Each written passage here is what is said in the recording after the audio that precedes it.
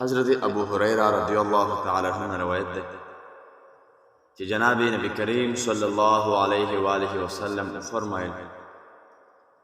چې حضرت موسی علیه الصلاۃ والسلام مبارک الله جل شانه له فرمایل چې کریم روا ستا په دربار کې د ټولو نه لوی عزت والا انسان کم یو کس نو الله جل شانه فرمایل چې موسی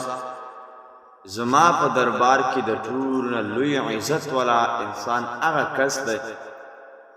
چې هغه د یو کس نه بدله غستلی شي قادر وي په دا خبره باندې چې هغه خپل بدل واخلي خو بیا یې هم معاف کړي. معززو د معاف کوونکي سړي بلندوالی او لویوالی معزز دغه حدیث نه معلومي څومره لوی عزت او مقام دی د هغه کس چې هغه بدله اغستلی شي خو د هغې باوجود هم بیا مسلمان له بخښنه کوي. عزتمندو عبدالله ابن عمر رضی الله تعالی عنهما فرمایي د جناب رسول الله مبارک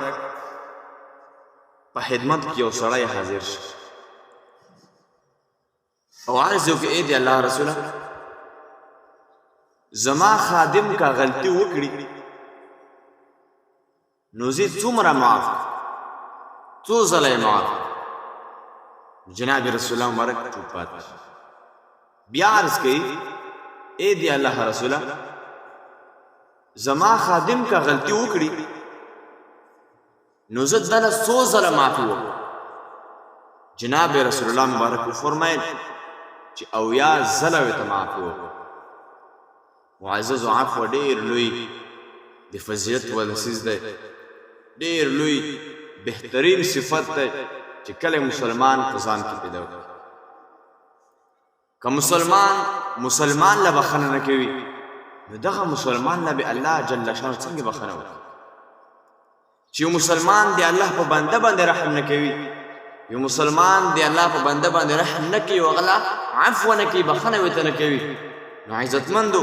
دغه انسان دی الله نه څنګه امید لري چې رب دې بخښنه وکړي. معززو مونږ له پکار ده چې مونږ په خپل ځان کې د عفو صفت پیدا وکړو مونږ د بخښنې صفت په ځان کې پیدا وکړو که چېرته مونږ په ځان کې د بخښنې صفت پیدا وکړو او مسلمان له مو بخښنه وکړه الله جل شانه به مونږ له د مونږ په ګناهونو باندې عفو کلمه او د مونږ ګناهونه به الله معاف